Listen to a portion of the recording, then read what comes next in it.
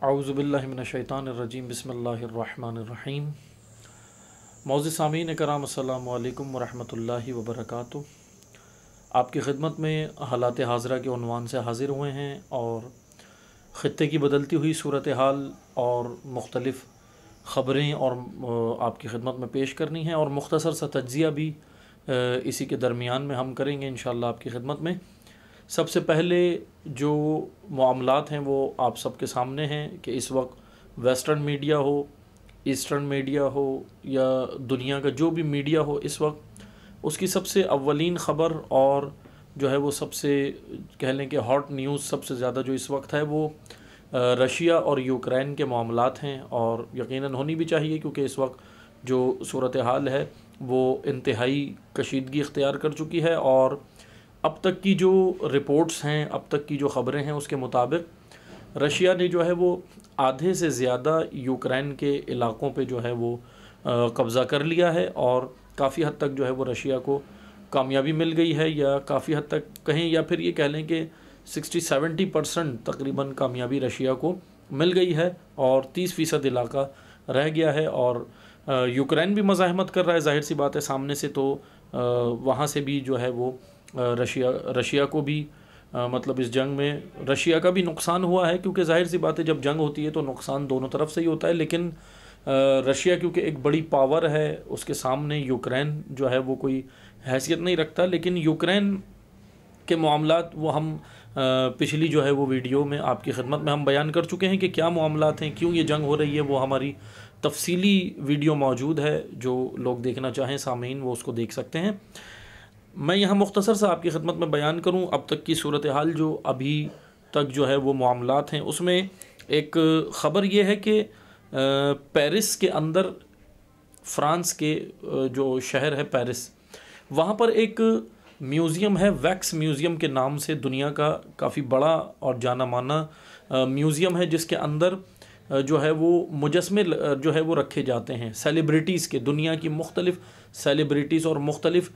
शोबाजात की, चाहे वो फ़िल्म इंडस्ट्री की हो, चाहे वो शोबिस की हो, चाहे वो पॉलिटिक्स की हो, चाहे वो बिज़नेस की हो, या वो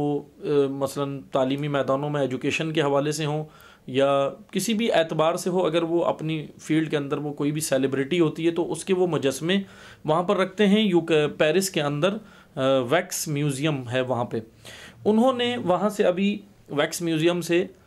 रूसी सदर का मुजस्मा वहाँ से हटा दिया है, रशियन सदर का वहाँ से, रशियन प्रेसिडेंट का वहाँ से उन्होंने मुजस्मा हटाया है। और उनका कहना ये है कि हमने ये मुजस्मा इसलिए हटाया है क्योंकि हम यहाँ पे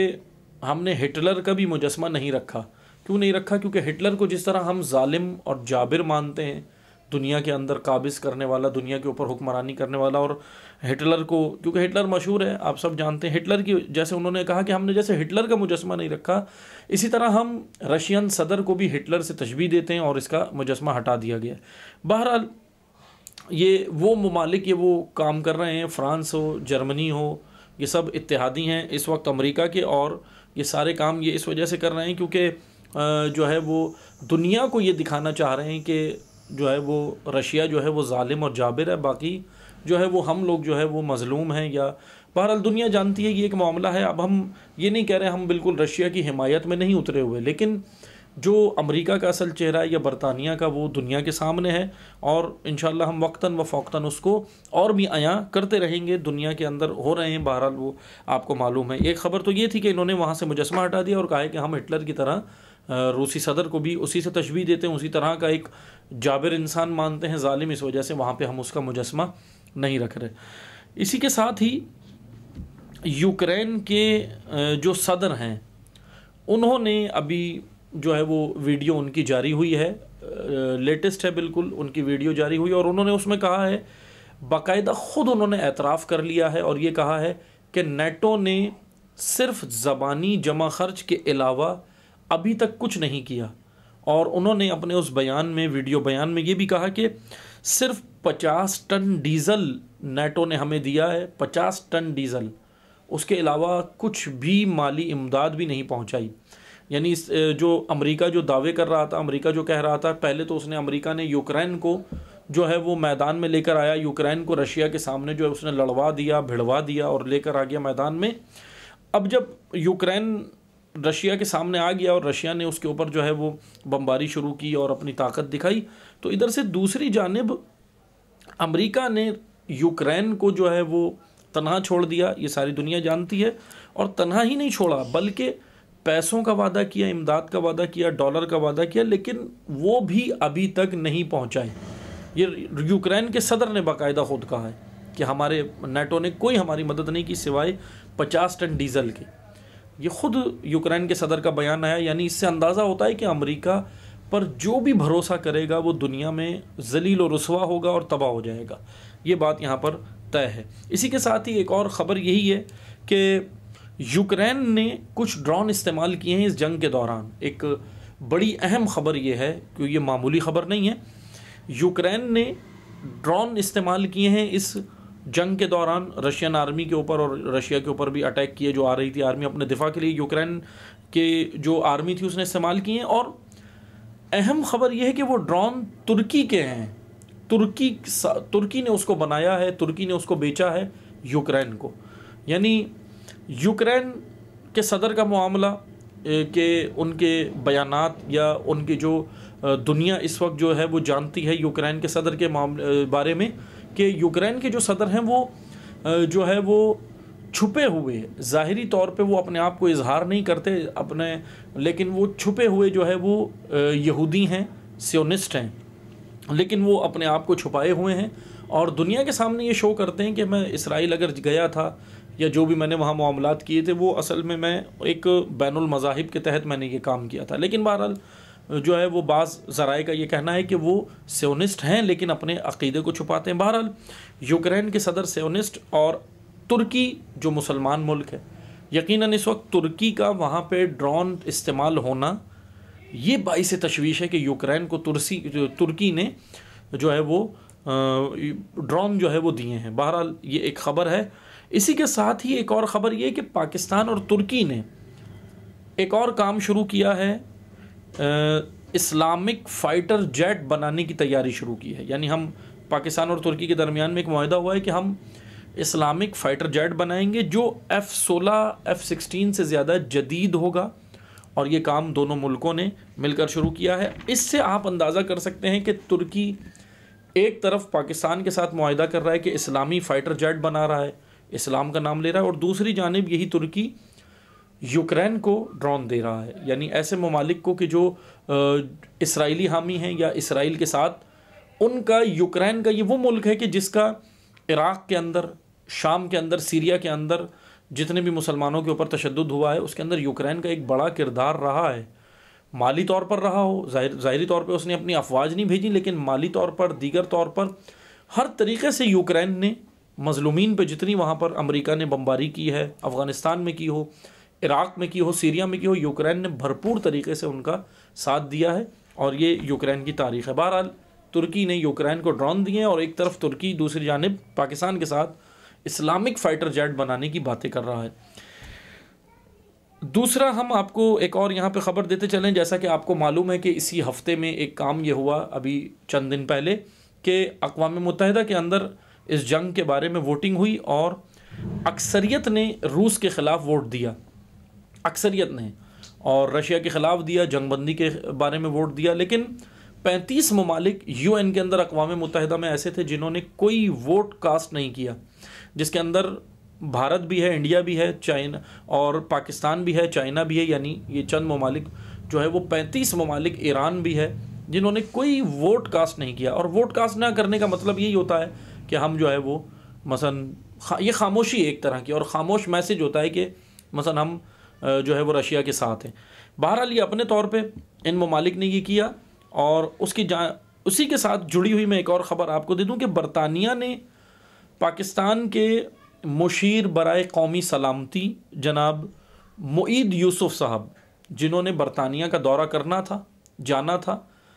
अभी उन्होंने हालिया, ये कह लें कि गुज़िश्ता रोज़ की ही ख़बर है, उन्होंने जाना था और उनका ये दौरा बरतानिया ने मनसूख कर दिया। उन्होंने नहीं किया, इन्होंने नहीं किया, मुईद यूसुफ साहब ने नहीं किया, पाकिस्तान के मुशीर कौमी सलामती के जो हैं मोईद यूसुफ, इन्होंने नहीं किया ये दौरा कैंसिल, बरतानिया ने, यूके ने, यूनाइटेड किंगडम ने ये दौरा उनका कैंसिल कर दिया। अब ये हम कह सकते हैं कि शायद ये पाकिस्तान को बरतानिया ने एक जवाब दिया है कि रशिया की हिमायत का जवाब दिया हो कि रशिया ने कि वहाँ पे अक़वाम मुत्तहिदा में हिमायत की पाकिस्तान ने। हिमायत इस तरह नहीं की पाकिस्तान ने कि वोट उसके हक़ में दिया हो, बल्कि हिमायत से मुराद ये है कि जैसा मैंने कहा कि वोट ही कास्ट नहीं किया। तो उसकी वजह से ये मुमकिन है कि ये बरतानिया ने, यूके ने पाकिस्तान को ये जवाब दिया कि आप इसमें जो है वो मसलन मोईद यूसुफ साहब का दौरा ही कैंसिल कर दिया। और उसी के साथ उसी से जुड़ी हुई एक और ख़बर कि FATF जो फाइनेंशली एक्ट का इदारा है, दुनिया का बड़ा इदारा, उसने पाकिस्तान को ग्रे लिस्ट में ही बरकरार रखने की बात की है और कहा है कि जून तक पाकिस्तान, माह जून तक वो इंतज़ार करें और हम इसको पाकिस्तान को ग्रे लिस्ट में रखेंगे। यानी पाकिस्तान ने 7 नुकात जो उन्होंने दिए थे, 7 नुकाती एजेंडा जो उन्होंने दिया था FATF ने, इस इदारे ने, पाकिस्तान ने उसमें से 6 पे अमल करके बेहतरीन काम किया, 6 पे अमल करके बता दिया। लेकिन आप इससे अंदाज़ा करें कि उसके बावजूद भी FATF ने पाकिस्तान को ग्रे लिस्ट में ही रखा है, आगे नहीं बढ़ने दिया। इसके पीछे बहुत सारी वजूहात हो सकती हैं, इसके पीछे भारत भी है, इसके पीछे और दीगर पाकिस्तान मुखालिफ जो है वो ताकतें भी हैं जो यकीनन नहीं चाहती कि पाकिस्तान ग्रे से निकलकर वाइट लिस्ट के अंदर आए। 3 लिस्ट हैं FATF के मुताबिक, फाइनेंशली एक्ट। ये असल में ये इदारा जो है वो दहशतगर्दी के हवाले से कंट्रोल करने की बातें तो करता है, क्योंकि फिर अगर दहशतगर्दी किसी मुल्क में कंट्रोल होगी तो फिर उसके बाद जो है वो उसको, मुल्क को जो है वो हालात मईशत के अच्छे होते हैं, ये इदारा सपोर्ट करता है दुनिया का। लेकिन इंडिया ने बहरहाल में हम ये कह सकते हैं कि इसके पीछे इंडिया या दीगर जो है वो बहुत सारी ताकतें हैं जो पाकिस्तान को ग्रे लिस्ट से बाहर निकलने नहीं दे रही, बल्कि वो तो ये चाह रहे हैं ब्लैक लिस्ट में आ जाए। जैसा कि हालिया आपने देखा कि पाकिस्तान के अंदर दहशतगर्दी जारी है, पेशावर के अंदर ख़ुदकश धमाका होना, मस्जिद के अंदर नमाजियों के ऊपर हमला होना, नमाजियों का शहीद होना, कि यकीनन इस वक्त जो है वो पाकिस्तान इन सारी चीज़ों का मुतहम्मिल नहीं हो सकता। पाकिस्तानी इदारे, पाकिस्तानी सिक्योरिटी इदारे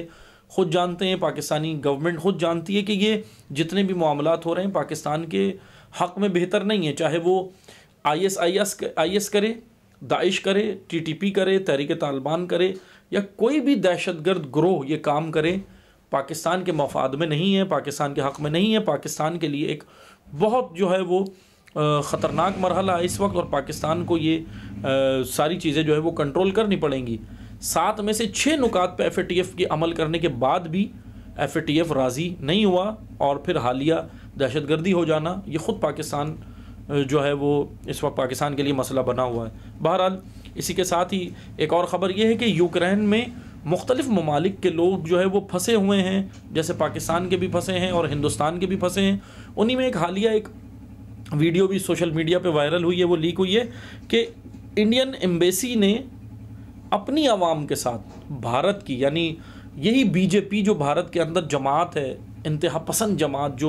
जिसने जो है वो अभी तशद्दुद का बाज़ार गर्म किया हुआ था मुसलमानों के ऊपर और दीगर मज़ाहिब के ऊपर, इसी BJP की हुकूमत, जाहिर सी बात है उसी की हुकूमत है, मोदी की और BJP पार्टी की। और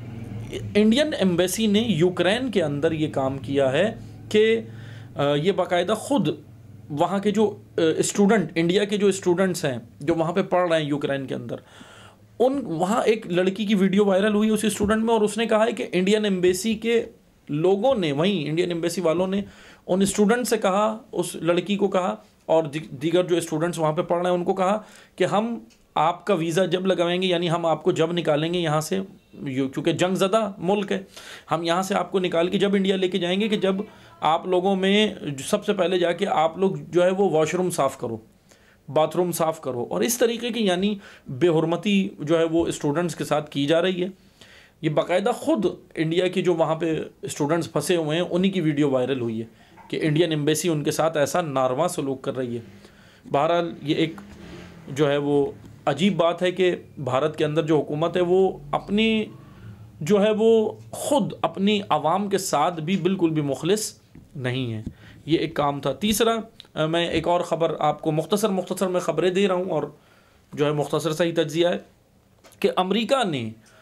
एक और काम ये किया है कि ताइवान को अब जंग की जानिब या इस जंग जैसी आग में झोंकने की तैयारी अमेरिका ने कर ली है। और वो ये की है कि अमेरिका के साबिक़ वज़ीर ख़ारजा,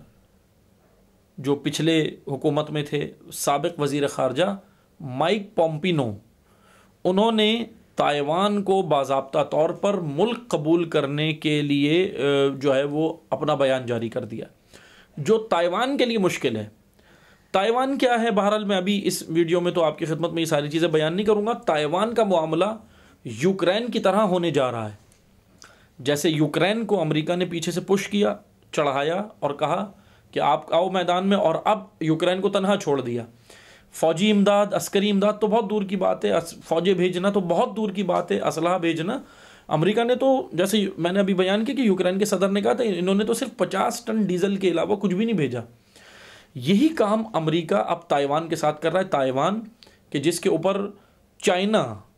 चीन जो है वो मुद्दई है कि ये इलाका हमारा है, जिस तरह यूक्रेन के ऊपर रशिया मुद्दई था कि ये इलाका हमारा है, सोवियत यूनियन का हिस्सा था, और यूक्रेन को अब वो अपने वापस जो है वो अपने कब्ज़े में लेने के लिए रशिया ने ये जंग की है और हमला किया है, और वो उसके 70-80% इलाके पे कंट्रोल संभाल भी चुका है। ताइवान के साथ अब ये काम अमेरिका करने जा रहा है कि ताइवान को चढ़ा रहा है, ताइवान को उकसा रहा है और चाइना के ख़िलाफ़ उकसा रहा है। यकीनन चाइना भी दुनिया की एक बड़ी पावर है और ये ताइवान के लिए ख़तरा है। और ये बात तय है कि अमेरिका,